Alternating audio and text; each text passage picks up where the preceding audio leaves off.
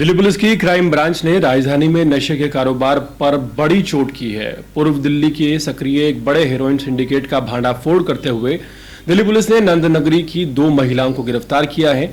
ये कोई आम सप्लायर नहीं थी, बल्कि ननंद भाभी की जोड़ी थी जो एक लंबे समय से नशे के कारोबार को चला रही थी। सीमा और उसकी भाभी सिमता नाम की ये दोनों महिलाएं पुलिस की पकड़ में तब आई जब वे नीली स्कूटी पर बैठकर हेरोइन की एक बड़ी खेप सप्लाई करने पहुंची थी। पुलिस को पहले से खुफिया सूचना थी कि जीटीबी अस्पताल के पास ड्रग्स का एक बड़ा सौदा होने वाला है। इंस्पेक्टर शिव कुमार की टीम ने 22 अगस्त 2025 को वहां जाल बिछाया और दोनों को रंगे हाथों पकड़ लिया। तलाशी के दौरान उनके पास से 149 ग्राम उच्च गुणवत्ता वाली हेरोइन, 22,900 रुपए नगद और 2 मोबाइल फोन मिले हैं। बरामद ड्रग्स की कीमत अंतर्राष्ट्रीय बाजार में 5 करोड़ रुपए से ज्यादा बताई जा रही है। सीमा की कहानी किसी फिल्मी विलन जैसी है। 54 वर्षीय यह महिला पिछले 25 साल से अपराध की दुनिया में सक्रिय है। इसके खिलाफ एनडीपीएस एक्ट के 10 और आबकारी एक्ट के 30 मामले दर्ज हैं। वो नंद नगरी की सबसे कुख्यात महिला अपराधियों में मानी जाती है। पुलिस ने उसे पहले भी खतरनाक अपराधी मानते हुए निर्वासन की कार्रवाई की थी, लेकिन इसके बावजूद वो नशे का धंधा छोड़ने को तैयार नहीं हुई।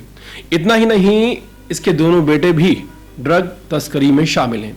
हाल के दिनों में सीमा 2 अलग अलग एनडीपीएस मामलों में वांछित चल रही थी। एक नंद नगरी थाने और दूसरा शाहबाद डेयरी थाने में दर्ज है।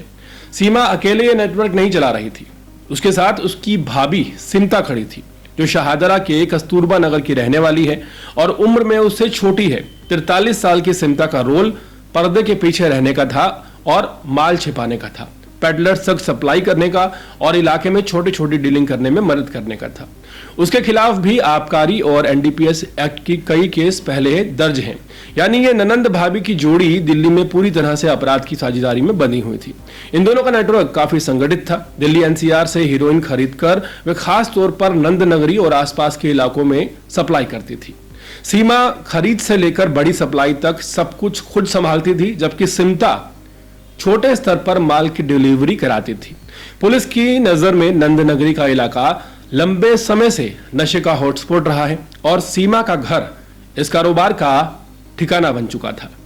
दिल्ली पुलिस के मुताबिक इस गैंग के पकड़े जाने से दिल्ली में नशे का एक बड़ा नेटवर्क कमजोर पड़ जाएगा।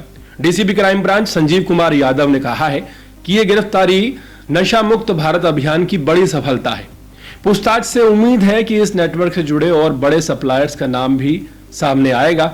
फिलहाल ये दोनों महिलाएं जेल भेजी जा चुकी हैं और जांच जारी है।